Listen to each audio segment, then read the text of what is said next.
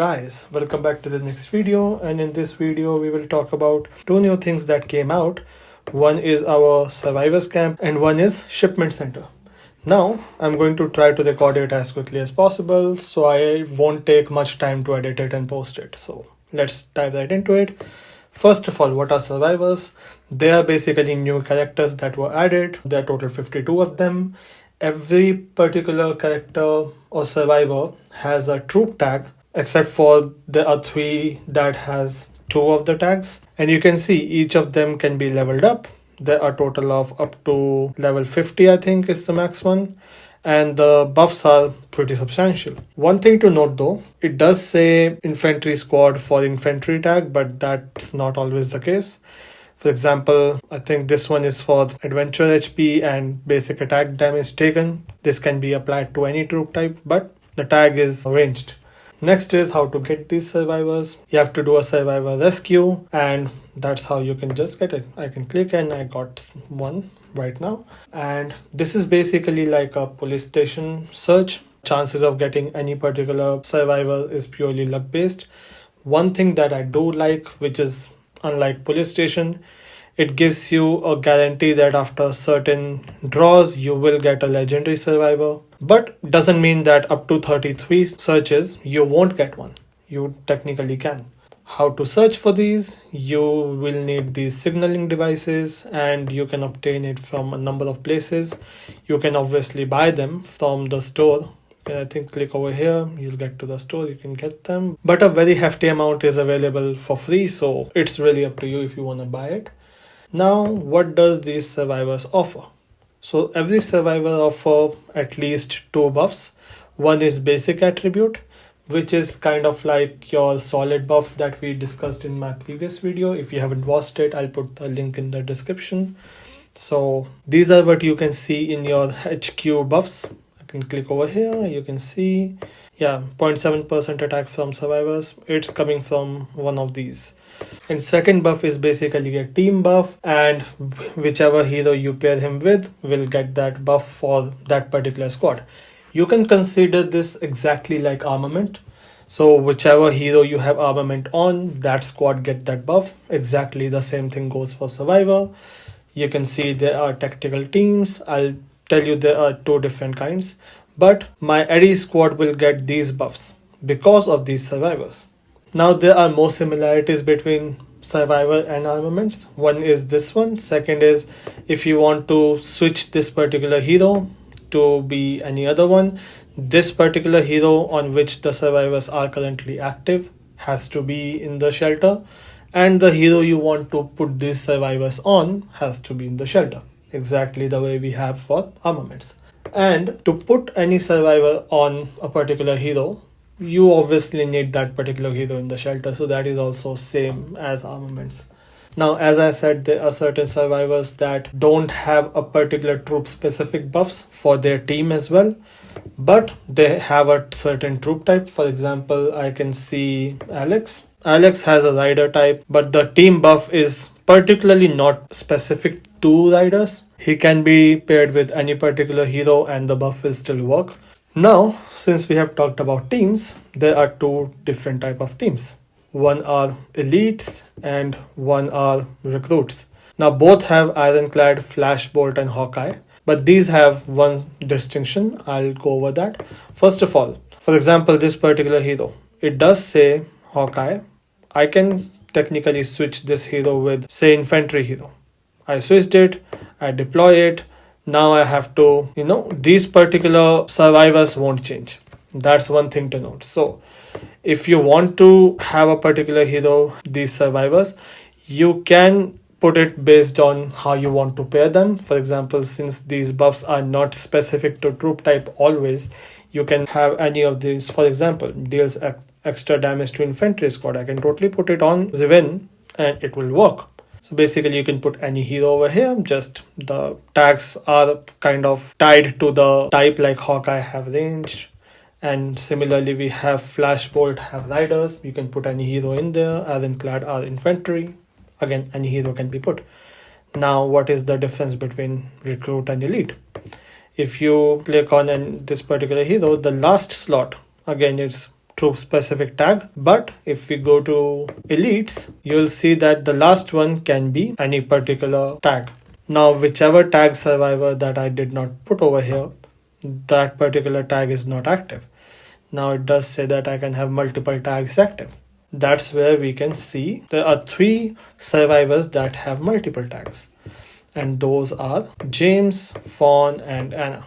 Now James will give you certain attack percentage for infantry and 2 other ones. This is troop specific, this is not. Same goes for this one. She also has 2 troop specific and 1 common. Same goes for Anna. Now these are the 3 ones that you would want to put on elites, so both of the tags are active. If you put any of them in recruit teams, whichever tag you put them on, only that tag will be active. The other buff will be wasted. So if you get them, make sure to have them on elite tactical teams.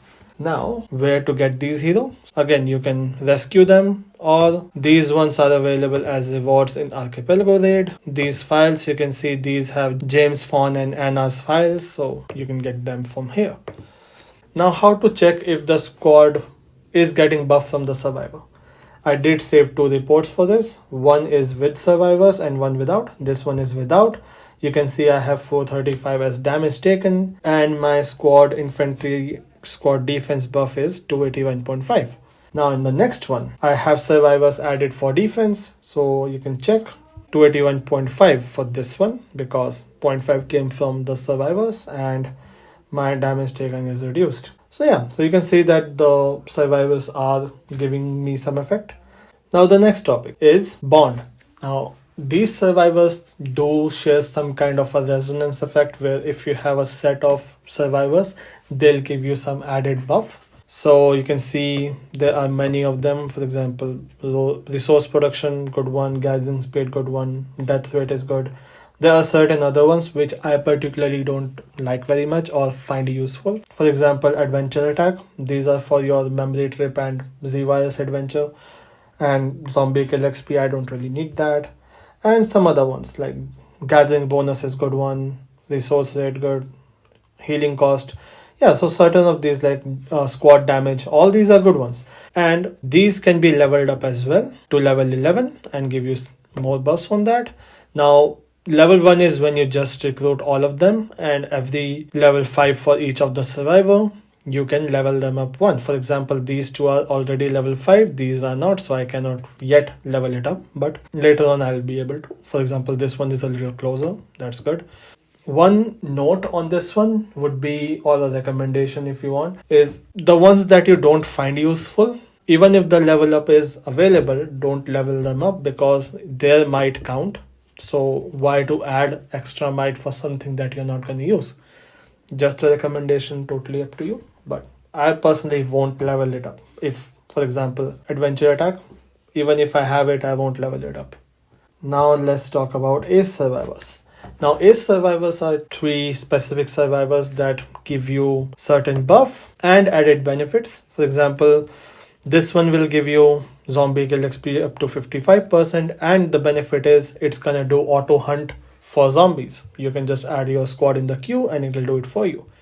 Similarly, Isabella is gathering speed 30% and it will do auto gather for you for 5 squad up to 1 day. Now this is max level. At level 1 it's 2 squads for 6-hour duration. And the last one is auto rally. It will give you stamina recovery up to 55%. That's good. Now my honest recommendation, these 3 are total garbage. She can be useful. I can see how auto gathering will help, but since they are behind a paywall, for example, let's say this one, if I go here, I can obviously collect the free ones, but then I have to pay for all of them. And at 10, I can then recruit it. And for every level up, I have to again just keep on collecting the fragments from here to level it up. So it's a huge paywall to actually max them out. I personally don't like these buffs as much to actually spend that much on each of these heroes. I just tested this one out. It is not going to add that much value compared to the other ones. So even if I had everything maxed out, which currently no player in the game has everything maxed out, and if I have that and still have money to spare, I would still buy signaling device from the store rather than I spend on this. So mostly, it's my personal opinion, I won't spend on Ace Survivors at all. So that was all about Survivor Camp. Now we can talk about Shipment Center. Now this is something that I kind of like, so let's get into it. One, you can have up to 4 shipments in a day. There are a total of 4 slots. 2 will be available for free to play. The third one will open if you buy anything, it will open. The fourth one, it will open if you have Super Monthly Pass. So it is really up to you if you want to open them. There are no added benefit for having all 4 of them open, unless you are really busy and you can come in the game one time in a day to put them on. So other than that, there are no benefits. What are these shipments? First of all, if I say click this one, it came out as D tier. There are a total of 5. Brown is D, and then we have C as green, and then blue is B, purple is A, and gold is S. As you can obviously guess, higher the tier, the more the rewards. You can obviously one spin or reset you will get for free for each shipment. So if you click on this one, you can see if you like these particular rewards. If not, you can start using your reset tickets, which you can obtain from VIP store, or there are many places you can get this one. So yeah, you can just reset this, and till the point you like all the rewards, you can just then start escort. Now to start escort, you do need a particular team, and then you can add up to 3 squads over here. Obviously you cannot use the heroes that are already deployed since they're on route. You need to have another set of heroes to guard your shipment. One thing I would like to add, a particular tier does not have rewards particularly set. So if you keep on spinning it, if you get more C tiers, the rewards can totally be different. So that's there. Also, as you can see, the layout looks exactly like Arena of Doom. So instead of 5, you have 3 squads, and the battle or raid happens exactly the way we see any arena fight. Another thing is, once you start your escort, you cannot stop it. So make sure that you have correct team assigned to start your shipment. That being said, obviously you should be guarding your higher tier shipment with your best squad and so on. Another point I would like to add over here is a shipment that you send out, it can only be raided 2 times. So the max health is 100 for any shipment and the minimum is 50. So at the end of it, you will get something from the shipment. It's not like the whole shipment is going to be gone. So it is free and some rewards will be there. So make sure that when you start the shipment, the rewards that you see, most of them, not if not all, are something that you would like to have at the end. Now, if you notice, each shipment has 3 squads, which means you need 3 full set of armaments to protect that particular shipment. Now, the more shipments you add, that means that many squads you're going to be sending out to protect your shipment. Means that many full set of developed armaments you need to have on your squads. So that being said, I would recommend that you send at max 2 shipments at a time, so you can have 6 set of armaments at max that you have developed to guard your shipments. If you're not a spender or low to moderate spender, you only have 2-3 good pairs of armaments, I would recommend send one particular shipment at a time. One shipment takes 4 hours to complete, so you can every 4 hours send one shipment with the same squad to guard it. Again, totally depends on your activity level. You can send all 4 of them if you want, and you'll still get something out of it, but just a recommendation. Now, next thing is raids. What does raid mean? Raid basically means that you can attack other shipments to get what you want to get out of it. You will get 4 chances for it, the way we have for shipments. And here, since these are set, you cannot buy more chances yet. I would recommend you to go for shipments that you like the rewards for. One thing to note here, how these shipments are selected for me to potentially raid are based on my might level. So mostly these shipments will be based on your might level. It won't be something crazy high or crazy low that you definitely won't win or definitely will win. These are something that in your ballpark. So the matching is pretty good for this. So you can just check which rewards would you like. This one pretty much I can have all of them if I get. So I can just click on it. You'll see these trucks walking over here. You can just you can save your squads obviously over here. So I can move this here and just start the battle. Okay, I won. I got these of the signal devices. That's good. I like all these rewards that I got. You'll get some resources, not all of them, and some of the other stuff the particular shipment was carrying.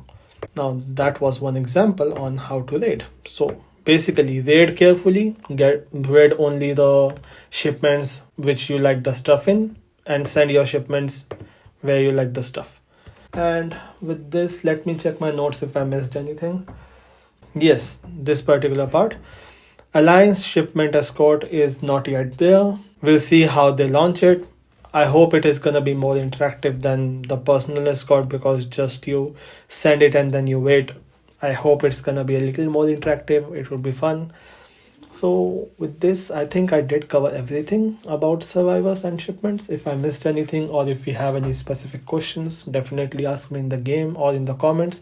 I'll try to catch up with my comments, I promise you. But if you have messaged me in the game, I definitely will answer it within a day. Mostly I do that for all the people who message me. So with this, thank you for watching. I really appreciate you guys, and I will see you guys in the next video very soon.